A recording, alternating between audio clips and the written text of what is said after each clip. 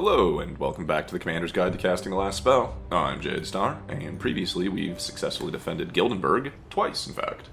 Today we'll be headed towards Lakeberg. We have unlocked Rudenberg, but Lakeberg is rated as an easier map, so we'll go there first. First off, we're going to reset our Apocalypse settings, and choose our Omens. We have 5 slots for Omens. We have a few new choices, but not a lot of space to do much with, so we're going to make a pretty easy choice here. Movement, damage, resistance reduction, and accuracy. Just great benefits to the heroes. And with our one Omen slot left over, we could take health or mana, but we're going to take a Tainted Essence gain. Just get unlocks a little bit faster with that.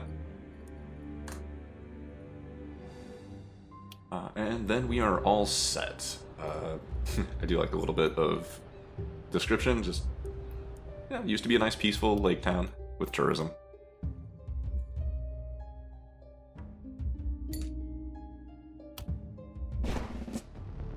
Alright, and here we are. 3 fresh new heroes. We're going to quickly have a look at them. Gorper, a dwarf, starting with a sword. Okay, movement points, minus size. Movement points and momentum. That's actually pretty good for a sword build. Minus block's not great, but we can manage. Kalb. These will be renamed very shortly, by the way. Don't worry.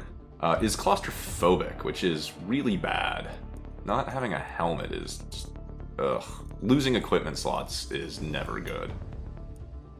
Also, the archer probably doesn't need the heavy armor, whereas the melee fighter, more likely to need it. And then we have Geralt. Movement points, armor, minus movement points, minus healing received. A lot of... he's losing a lot of healing received, which might matter for something. I don't know if we wanted to blood mage and vampire him or something, but it'll be fine. He's not going to take damage. We are going to switch his pants around. He gets mana, Gorper gets accuracy. And then having taken a quick look at these, I think it's time to go hit the Wheel of Names and rename our heroes. Boom. So, welcome to the fight, Onion. Mindopoly? Mindopoly? No, that's not right. Mindopoly. Yeah, probably that. And Broken Box with the gun.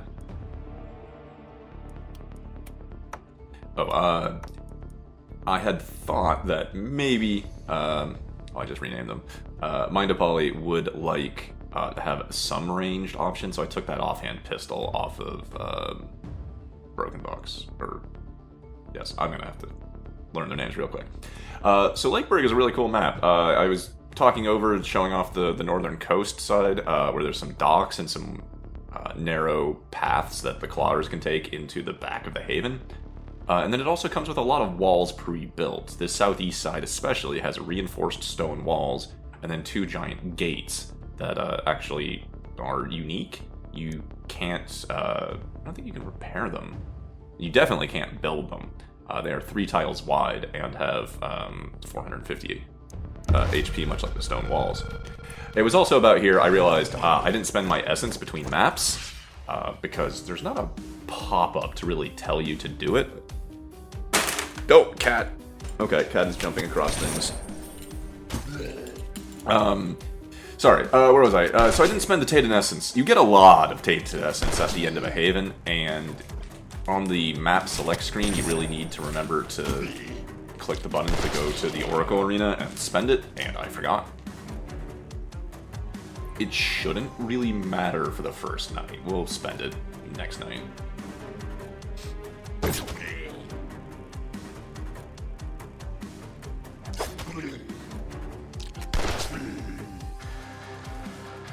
So for the first night, I felt a little bit off about the weapons. Mostly, let's see, Mind and let's see, Box, yeah, are going to be fine. The Magic Orb I don't think I used before, and I'm just kind of showing its mana spenders.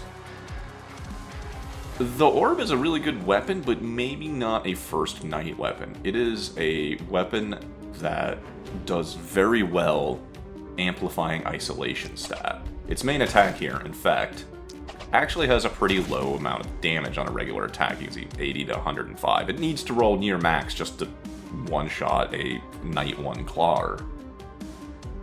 However, it does have a massive amplification to isolation damage. So if we can isolate these guys, or if they isolate themselves, the magic orb does a lot of damage.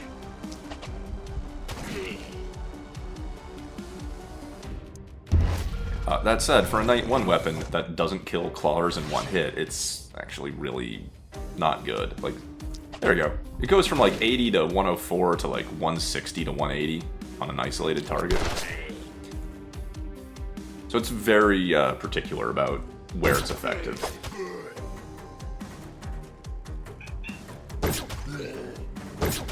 Oh, Cat is feeling energetic right now. Hello. Also, seeing flyers on Knight 1, a little bit rough, but not terrible. 35% resistance right now means that the magic orb is our best bet on them. Although, thanks to the Omen, everybody has a little bit of damage resistance, but obviously magic damage is going to be better there. And then I just need Onion to find isolated targets to make the most out of his orb. Whereas Broken Box is just going to go have fun with the pistol.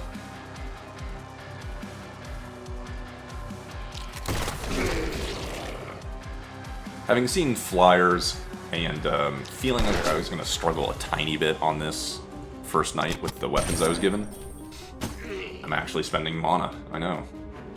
It's scary, isn't it?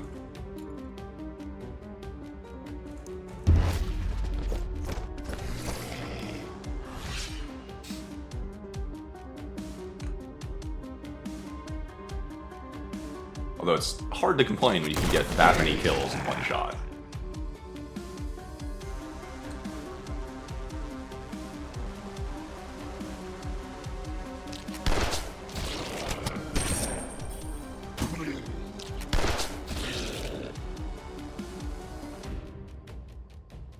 So now that we have a big cluster of enemies, we can show off Putrid Ball for maximum effect.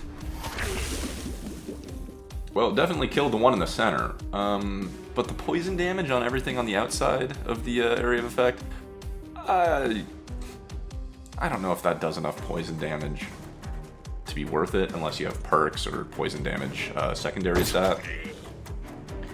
If it is 8 targets that are now poisoned for the sake of opportunism, but it's too early in the haven for our heroes to be able to capitalize on opportunism. Yeah, here, Mindopoly, struggling a little bit against the flyer with its high resistance. But we can isolate a few things, maybe, and get Onion some easier kills. At least finish off the wounded flyers. And it wasn't great, but it wasn't terrible. Probably should have used the Death Ray. The Death Ray is, I think, better than the Putrid Ball, for sure. Unless you have some synergy or way to capitalize on all that poison damage. As you can see, like, after one turn, all those poison guys are just still there, still at near full health. I guess they've all taken over wounds, so they're a little bit slower, but that's only going to be on Night 1. Death Ray probably would have just killed like 4 or 5 things.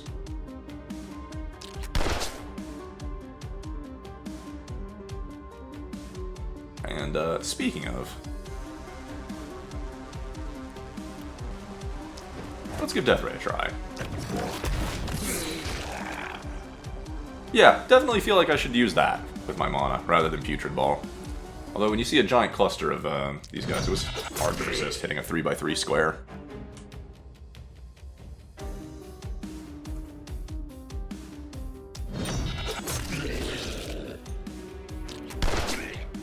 And then Mindopoly is just going to clean up. And there we go.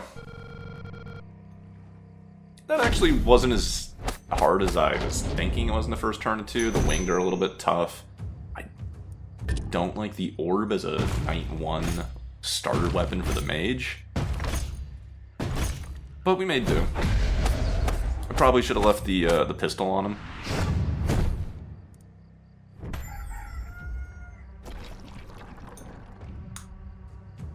And that is our quick intro to Lakeberg. Tomorrow, the Horde will be coming from the docks, so we can see how that plays out. And I have all of this Tainted Essence to turn in that I forgot about, and some prowess accomplishments. So we'll have some new unlocks. Hopefully we'll find a little bit of gear, maybe a better mage weapon. And then I will see you in the next night in Lakeberg. Thank you all for watching. See you then.